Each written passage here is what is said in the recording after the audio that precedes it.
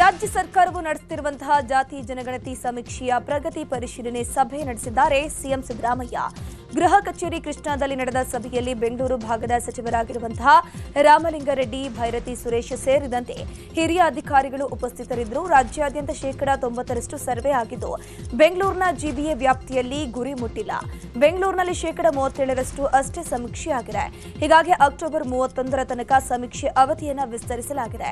ಬೆಂಗಳೂರಿನಲ್ಲಿ ಸಮೀಕ್ಷೆ ಮಂದಗತಿಯಲ್ಲಿ ಸಾಗ್ತಿರೋದಕ್ಕೆ ಸಿಎಂ ಸಿದ್ದರಾಮಯ್ಯ ಗರಂ ಆಗಿದ್ರು ಎನ್ನಲಾಗ್ತಾ ಇದೆ. ಜಾತಿ ಜನಗಣತಿ ಸಮೀಕ್ಷೆಯ ಪ್ರಗತಿ ಪರಿಶೀಲನೆ ಸಭೆ ನಡೆಸಿ ಸಿಎಂ ತೆರಳಿದ ಬಳಿಕ ಸಿಎಂ ಕಚೇರಿಯಲ್ಲೇ ಡಿಸಿಎಂ ಸಭೆ ನಡೆಸಿದ್ರು. ಸಿಎಂ ಸಚಿವರು ಹೊರಟ ನಂತರ ಅಧಿಕಾರಿಗಳ ಜೊತೆ ಸಭೆ ನಡೆಸಿದ್ದಾರೆ. ಸಿಎಂ ಸಭೆ ಮುಗಿಯುವ ಸಂದರ್ಭದಲ್ಲಿ ಬಂದಂತಹ ಡಿಸಿಎಂ ಡಿಕೆ ಶಿವಕುಮಾರ್ ಅರ್ಧ ಗಂಟೆಗೂ ಹೆಚ್ಚು ಕಾಲ ಚರ್ಚಿಸಿ ತೆರಳಿದ್ದಾರೆ.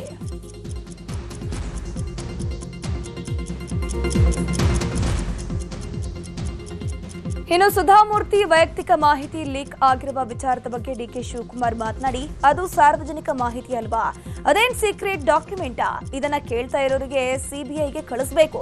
ಸುಧಾಮೂರ್ತಿ ಮಾಧ್ಯಮದಲ್ಲಿ ಹೇಳಿದ್ದಾರೆ, ಅದೇನ್ ಗುಪ್ತ ಮಾಹಿತಿನಾ ಅಂತ ಪ್ರಶ್ನೆಯನ್ನ ಮಾಡಿದ್ದಾರೆ.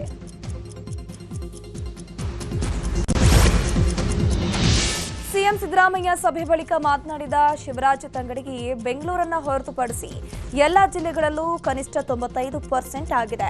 ರಾಮನಗರ, ಬೀದರ್, ಧಾರವಾಡದಲ್ಲಿ 90%ಕ್ಕಿಂತ ಕಡಿಮೆ ಆಗಿದೆ. ಬೆಂಗಳೂರಿನಲ್ಲಿ ಮಾತ್ರ ನಮಗೆ ಬಹಳ ಕಡಿಮೆ ಆಗಿರುವಂತದ್ದು. ಬೆಂಗಳೂರಿನಲ್ಲಿ 45% ನಷ್ಟಾಗಿದೆ. ಇನ್ಮುಂದೆ ಶಿಕ್ಷಕರು ಭಾಗಿ ಅವಶ್ಯಕತೆ ಇಲ್ಲ. ಇನ್ಮುಂದಿನ ಸಮೀಕ್ಷೆಗೆ ಬೇರೆ ಬೇರೆ ಇಲಾಖೆ ಸಿಬ್ಬಂದಿ ಬಳಕೆಗೆ ಸೂಚನೆ ಕೊಡಲಾಗಿದೆ. ಅಕ್ಟೋಬರ್ 31ರೊಳಗಡೆ ಸಮೀಕ್ಷೆ ಸಂಪೂರ್ಣ ಆಗಬೇಕು. ಶಾಲೆ ಪ್ರಾರಂಭ ಆಗಿರೋದ್ರಿಂದ ಶಿಕ್ಷಕರು ಬೇಡ ಅನ್ನೋ ನಿರ್ಧಾರವನ್ನ ಮಾಡಲಾಗಿದೆ ಅಂತ ಹೇಳಿದರು.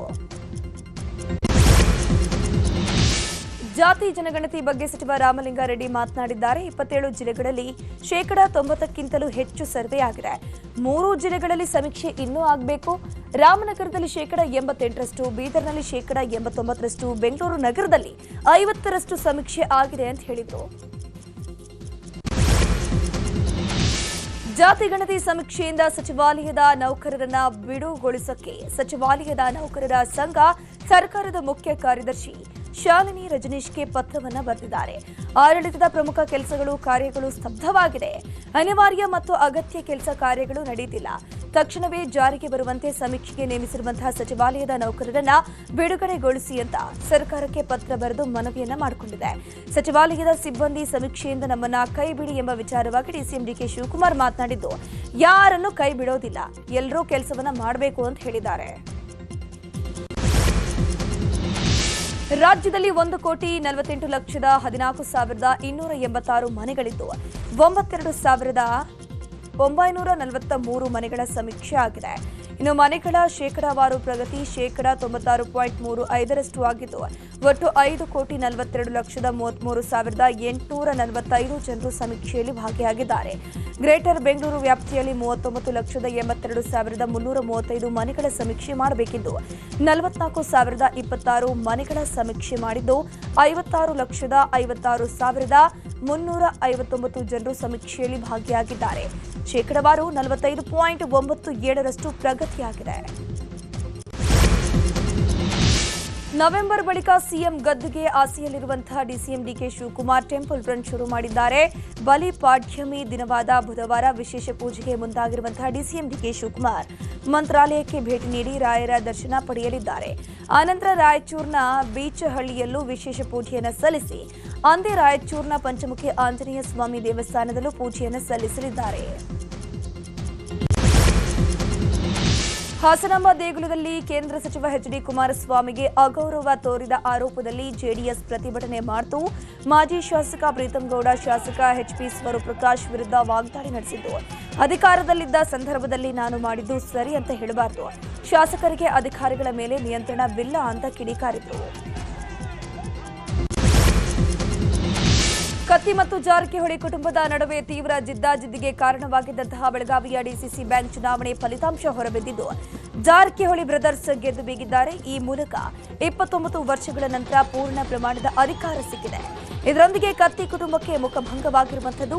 ಒಟ್ಟು 16 ನಿರ್ದೇಶಕರ ಸ್ಥಾನಗಳಿಗೆ ನಡೆದ ಚುನಾವಣೆಯಲ್ಲಿ ಜಾರಕಿಹೊಳಿ ಬ್ರದರ್ಸ್ 13 ಕ್ಷೇತ್ರಗಳಲ್ಲಿ ಗೆದ್ದಿದ್ದಾರೆ. ಈ ಬಗ್ಗೆ ಸುದ್ದಿಗೋಷ್ಠಿ ನಡೆಸಿದ ಸಚಿವ ಸತೀಶ್ ಜಾರಕಿಹೊಳಿ ಇನ್ಮುಂದೆ ಉತ್ತಮ ಆಡಳಿತ ಇರುತ್ತೆ ಅಂತ ಹೇಳಿದ್ದಾರೆ. ಬಾಲಚಂದ್ರ ಜಾರಕಿಹೊಳಿ ಮಾತನಾಡಿ, ಡಿಸಿಸಿ ಬ್ಯಾಂಕ್ಗೆ ಲಿಂಗಾಯತ ಸಮಾಜದವರನ್ನ ಅಧ್ಯಕ್ಷರನ್ನಾಗಿ ಮಾಡ್ತೇವೆ ಅಂತ ಸ್ಪಷ್ಟಪಡಿಸಿದರು. ವಾಲ್ಮೀಕಿ ಸಮಾಜದ ವಿರುದ್ಧ ಮಾಜಿ ಸಂಸದ ರಮೇಶ್ ಕತ್ತಿ ಅಶ್ಲೀಲ ಪದ ಬಳಕೆ ಪ್ರಕರಣ ಸಂಬಂಧ ಬೆಳಗಾವಿಯಲ್ಲಿ ಎಫ್ಐಆರ್ ದಾಖಲಾಗಿದೆ. ಬೆಳಗಾವಿಯ ಕ್ಯಾಂಪ್ ಪೊಲೀಸ್ ಠಾಣೆಯಲ್ಲಿ ರಮೇಶ್ ಕತ್ತಿ ವಿರುದ್ಧ ಜಾತಿ ನಿಂದನೆ ಕೇಸ್ ದಾಖಲಾಗಿದೆ. ಡಿಸಿಸಿ ಬ್ಯಾಂಕ್ ಚುನಾವಣೆ ಸಂದರ್ಭದಲ್ಲಿ ವಾಲ್ಮೀಕಿ ಸಮಾಜದ ಬಗ್ಗೆ ರಮೇಶ್ ಕತ್ತಿ ಹಗುರವಾಗಿ ಮಾತನಾಡಿದರು. ವಾಲ್ಮೀಕಿ ಸಮಾಜದ ಮುಖಂಡ ರಾಜಶೇಖರ ತಳವಾರ ದೂರನ್ನು ಕೊಟ್ಟಿದ್ರು. ರಾಜ್ಯಾದ್ಯಂತ ಹೋರಾಟಕ್ಕೆ ಕರೆ ಕೊಟ್ಟಿದ್ದಾರೆ ವಾಲ್ಮೀಕಿ ಸಮಾಜದ ನಾಯಕರು. ರಾಜ್ಯದ ಅನೇಕ ಕಡೆಗಳಲ್ಲಿ ಆರ್ಎಸ್ಎಸ್ ಪಥ ಸಂಚಲನಕ್ಕೆ ಅಡಚಣೆ ಎದುರಾಗಿದ್ದರೂ ಕೂಡ ಚಿಕ್ಕಬಳ್ಳಾಪುರ ಜಿಲ್ಲೆಯ ಶಿಡ್ಲಘಟ್ಟ ನಗರದಲ್ಲಿ ಯಾವುದೇ ತೊಂದರೆ ಇಲ್ಲದೆ ಯಶಸ್ವಿಯಾಗಿ ನೆರವೇರಿತು. ಶಿಡ್ಲಘಟ್ಟ ನಗರದ ವಾಸವಿ ವಿದ್ಯಾಸಂಸ್ಥೆಯಿಂದ ಪಥ ಸಂಚಲನ ಮಾಡಲಾಯಿತು. ಕೆಎಸ್ಆರ್ಟಿಸಿ ಬಸ್ ನಿಲ್ದಾಣ, ಕೋಟೆ ವೃತ್ತ, ಮಾರಮ್ಮ ವೃತ್ತ, ಉಲ್ಲೂರು ಪೇಟೆ ಕ್ರಾಸ್ ಮತ್ತು ಹೂವಿನ ವೃತ್ತದ ಮೂಲಕ ಸಂಚರಿಸಿ ಪುನಃ ವಾಸವಿ ವಿದ್ಯಾಸಂಸ್ಥೆ ಬಳಿ ಭವ್ಯವಾಗಿ ಮುಕ್ತಾಯಗೊಂಡಿತು. ಪಥ ಸಂಚಲನದಲ್ಲಿ ವಿಧಾನ ಪರಿಷತ್ನ ವಿಪಕ್ಷ ನಾಯಕ ಛಲವಾದಿ ನಾರಾಯಣಸ್ವಾಮಿ ಅವರು ಭಾಗವಹಿಸಿದ್ದು, ಆರ್ಎಸ್ಎಸ್ಗೆ 100 ವರ್ಷದ ಸಂಭ್ರಮ ಹಿನ್ನೆಲೆ ಧಾರವಾಡ ತಾಲೂಕಿನ ಗರಗ ಗ್ರಾಮದಲ್ಲಿ ಕಾರ್ಯಕರ್ತರ ಪಥ ಸಂಚಲನ ನಡೆಯಿತು. ಗ್ರಾಮದ ಪ್ರಮುಖ ಬೀದಿಗಳಲ್ಲಿ ಪಥ ಸಂಚಲನ ನಡೆದಿದೆ. 2000 ಆರ್ಎಸ್ಎಸ್ ಕಾರ್ಯಕರ್ತರು ಭಾಗಿಯಾಗಿದ್ದರು. ಗ್ರಾಮದ ಜಯಕೀರ್ತಿ ಪ್ರೌಢಶಾಲೆಯಲ್ಲಿ ಕಾರ್ಯಕ್ರಮ ಮಾಡಲಾಯಿತು. ಇದರಲ್ಲಿ ಕೇಂದ್ರ ಸಚಿವ ಪ್ರಹ್ಲಾದ್ ಜೋಶಿ ಭಾಗಿಯಾಗಿದ್ದರು. ಆರ್ಎಸ್ಎಸ್ ತಂಟೆಗೆ ಬಂದ್ರೆ ಸುಟ್ಟು ಭಸ್ಮ ಆಗ್ತೀರಾ ಅಂತ ಮಾಜಿ ಸಂಸದ ಮುನಿಸ್ವಾಮಿ ಗುಡುಗಿದ್ದಾರೆ. ಸಚಿವ ಪ್ರಿಯಾಂಕ್ ಖರ್ಗೆ ಒಬ್ಬ ನಾಲಾಯಕ ಮಂತ್ರಿ ಅಂತ ಮಾಜಿ ಸಂಸದ ಮುನಿಸ್ವಾಮಿ ವಾಗ್ದಾಳಿ ನಡೆಸಿದ್ರು. ಪ್ರಿಯಾಂಕ್ ಎಂದು ಹೆಸರಿಟ್ಟಿದ್ದೆ ಕಾಂಗ್ರೆಸ್ ಹೈಕಮಾಂಡ್ ಮುಚ್ಚಿಸೋಕೆ, ರಾಜ್ಯ ಸರ್ಕಾರದ ಆಡಳಿತ ವೈಫಲ್ಯ ಮುಚ್ಚಿ ಹಾಕೋಕೆ ಆರ್ಎಸ್ಎಸ್ ಚಟುವಟಿಕೆಗೆ ತಡೆ ಮಾಡ್ತಿದ್ದಾರೆ. ಆರ್ಎಸ್ಎಸ್ ತಂಟೆಗೆ ಯಾರಾದ್ರೂ ಬಂದ್ರೆ ಸುಟ್ಟು ಭಸ್ಮ ಆಗ್ತಾರೆ ಅಂತ ಹೇಳಿದ್ರು. ಬೆಂಗಳೂರು ದಕ್ಷಿಣ ಜಿಲ್ಲೆ ಚನ್ನಪಟ್ಟಣದಲ್ಲಿ ಆರ್ಎಸ್ಎಸ್ ಶಕ್ತಿ ಪ್ರದರ್ಶನ ಮಾಡಿದೆ. ಆರ್ಎಸ್ಎಸ್ ಪರೇಡ್ನಲ್ಲಿ ಸಾವಿರಾರು ಜನರು ಗಣವೇಶ ತೊಟ್ಟು ಆರ್ಎಸ್ಎಸ್ ಗೀತೆ ಹಾಡಿದರು. ಕೊಲ್ಹಾಪುರದಮ್ಮನ ದೇವಸ್ಥಾನದಿಂದ ಪರೇಡ್ ಆರಂಭವಾಗಿ ಎಂಜಿ ರಸ್ತೆ, ಜೆಸಿ ರಸ್ತೆ ಮೂಲಕ ಪರೇಡ್ ಸಾಗಿತು. ಶಾಸಕ ಸಿಪಿ ಯೋಗೇಶ್ವರ್ ಬೆಂಬಲಿಗರು ಪರೇಡ್ನಲ್ಲಿ ಭಾಗಿಯಾಗಿದ್ದರು. ಯಾದಗಿರಿಯಲ್ಲಿ ಆರ್ಎಸ್ಎಸ್ ಪಥ ಸಂಚಲನ ನಡೆಸಲಾಗಿದೆ. ಗಣವೇಶ ಧರಿಸಿ ಸಾವಿರಾರು ಸ್ವಯಂ ಸೇವಕರು ಈ ಒಂದು ಪಥ ಸಂಚಲನದಲ್ಲಿ ಭಾಗಿಯಾಗಿತ್ತು. ನಗರಸಭೆ ಕಚೇರಿ ಮುಂಭಾಗದಿಂದ ಆರಂಭವಾದ ಆರ್ಎಸ್ಎಸ್ ಪಥ ಸಂಚಲನ ಹತ್ತಿಕುಣಿ ರಸ್ತೆ, ಗಾಂಧಿ ವೃತ್ತ ಮಾರ್ಗ ಸೇರಿದಂತೆ ಹಲವು ರಸ್ತೆಗಳಲ್ಲಿ ನಡೆಸಲಾಯಿತು. ಪಥ ಸಂಚಲನದಲ್ಲಿ ಬಿಜೆಪಿ ಮುಖಂಡ ಮಹೇಶ್ ಮುದ್ನಾಳ್ ಸೇರಿದಂತೆ ಹಲವು ನಾಯಕರು ಭಾಗಿಯಾಗಿದ್ದರು.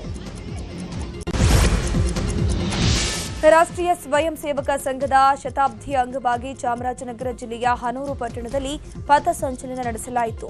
200ಕ್ಕೂ ಹೆಚ್ಚು ಮಂದಿ ರಾಷ್ಟ್ರೀಯ ಸ್ವಯಂ ಸೇವಕರು ಗಣವೇಶ ತೊಟ್ಟು ಶಿಸ್ತುಬದ್ಧವಾಗಿ ಪಥ ಸಂಚಲನ ನಡೆಸಿದರು.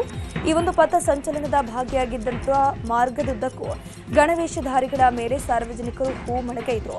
ಹನೂರು ಠಾಣೆ ವತಿಯಿಂದ ಡಿವೈಎಸ್ಪಿ ಧರ್ಮೇಂದ್ರ ಅವರ ನೇತೃತ್ವದಲ್ಲಿ ಬಿಗಿ ಪೊಲೀಸ್ ಬಂದೋಬಸ್ತ್ ಮಾಡಲಾಗಿತ್ತು.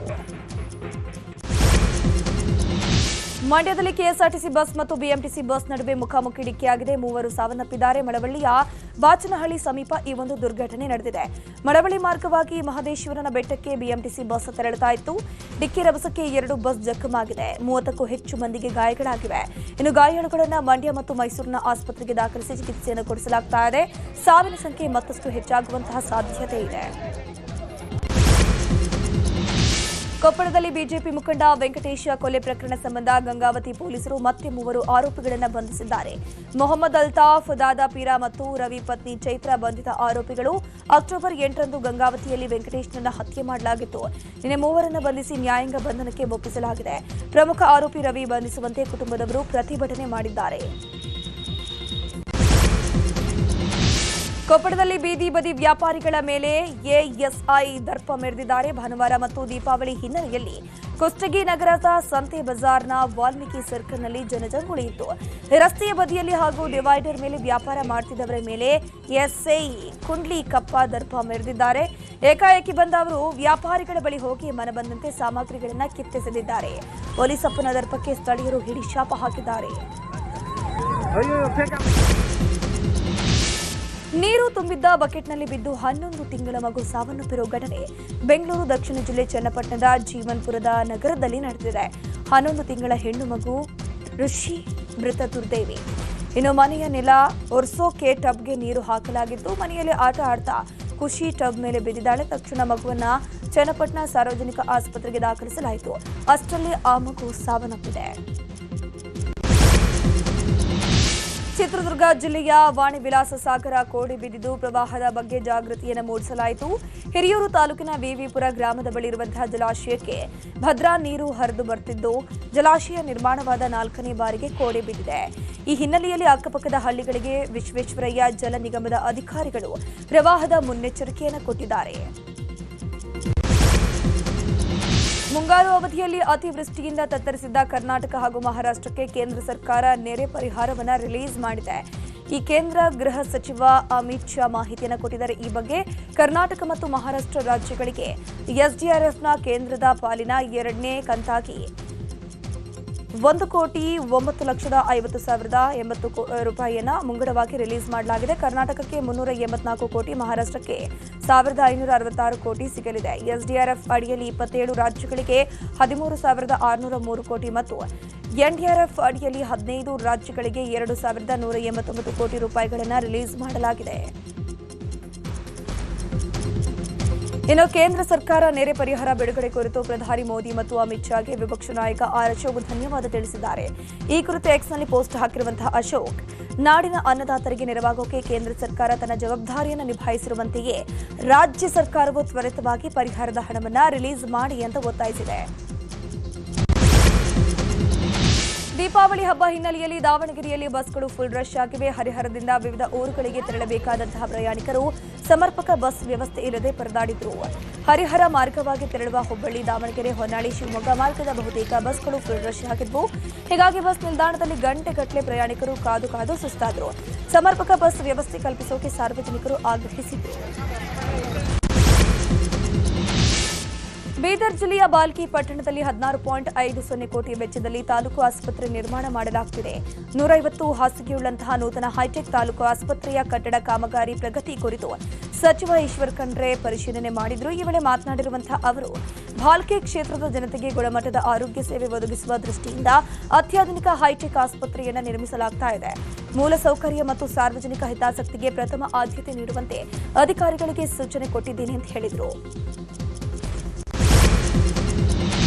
ಮಧ್ಯಪ್ರದೇಶದ ಜಬಲ್ಪುರ ರೈಲ್ವೆ ಸ್ಟೇಷನ್ನಲ್ಲಿ ಯುವಕನೊಬ್ಬನ ಮೇಲೆ ಹಲ್ಲೆ ಮಾಡಿದ್ದ ಸಮೋಸ ವ್ಯಾಪಾರಿಯನ್ನ ಪೊಲೀಸರು ಅರೆಸ್ಟ್ ಮಾಡಿದ್ದಾರೆ. ರೈಲ್ವೆ ನಿಲ್ದಾಣದಲ್ಲಿ ಯುವಕ ಸಮೋಸ ಆರ್ಡರ್ ಮಾಡಿದ್ದ. ನೆಟ್ವರ್ಕ್ ಸಿಗದೆ ಯುಪಿಐ ಫೇಲ್ಡ್ ಆಗಿತ್ತು. ಅದೇ ಸಮಯಕ್ಕೆ ಟ್ರೈನ್ ಮೂವ್ ಆಗಿದ್ದು ಯುವಕ ಸಮೋಸ ಖರೀದಿಸದೆ ಹೋಗೋಕೆ ಮುಂದಾಗಿದ್ದ. ಆದರೆ ವ್ಯಾಪಾರಿ ಯುವಕನನ್ನ ಹಿಡಿದು ದೌರ್ಜನ್ಯ ಎಸಗಿದ್ದ. ಕೊನೆಗೆ ತನ್ನ ಕೈನಲ್ಲಿದ್ದ ವಾಚ್ ಅನ್ನು ಬಿಚ್ಚಿಕೊಟ್ಟು ಯುವಕ ಓಡ್ ಹೋಗಿ ಟ್ರೈನ್ ಹತ್ತಿದ್ದ. ಈ ವಿಡಿಯೋ ವೈರಲ್ ಆಗ್ತಾ ಇದ್ದಂತೆ ಸಮೋಸ ವ್ಯಾಪಾರಿ ಅರೆಸ್ಟ್ ಆಗಿದ್ದಾನೆ. ಅಮೆರಿಕದ ಅಧ್ಯಕ್ಷ ಡೊನಾಲ್ಡ್ ಟ್ರಂಪ್ ಅವರ ಸರ್ವಾಧಿಕಾರಿ ನೀತಿಯನ್ನು ವಿರೋಧಿಸಿ ಲಾಸ್ ಏಂಜಲೀಸ್, ಹೂಸ್ಟನ್, ಕ್ಯಾಲಿಫೋರ್ನಿಯಾ ಸೇರಿದಂತೆ ಹಲವಾರು ರಾಜ್ಯಗಳಲ್ಲಿ ಪ್ರತಿಭಟನೆ ನಡೆಸಲಾಯಿತು. ನೋ ಕಿಂಗ್ಸ್ ಹಾಗೂ Alexa please change the America president ಎಂಬ ಬೋರ್ಡ್ ಹಿಡಿದು ಪ್ರತಿಭಟನೆ ಮಾಡಲಾಯಿತು. ಟ್ರಂಪ್ ನೀತಿಯಿಂದಾಗಿ ಪ್ರಜಾಪ್ರಭುತ್ವಕ್ಕೆ ಹಾಗೂ ರಾಷ್ಟ್ರಗಳ ಸಂಬಂಧಕ್ಕೆ ತೊಂದರೆ ಆಗ್ತಿದೆ ಅಂತ ಆತಂಕವನ್ನು ವ್ಯಕ್ತಪಡಿಸಿದ್ದಾರೆ.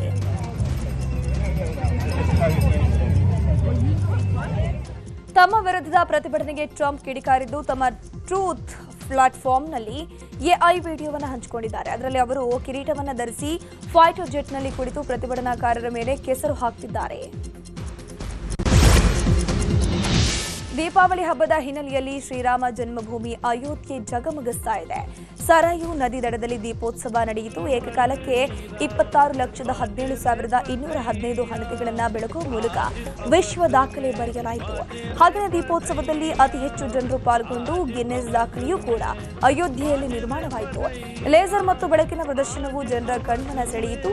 ದೀಪೋತ್ಸವಕ್ಕೆ ಯುಪಿ ಸಿಎಂ ಯೋಗಿ ಆದಿತ್ಯನಾಥ್ ಚಾಲನೆ ಕೊಟ್ಟರು. ಇಡೀ ಅಯೋಧ್ಯೆಯ ಬೆಳಕಿನ ಚಿತ್ತಾರ ಡ್ರೋನ್ ದೃಶ್ಯದಲ್ಲಿ ಕಂಗೊಳಿಸಿತು.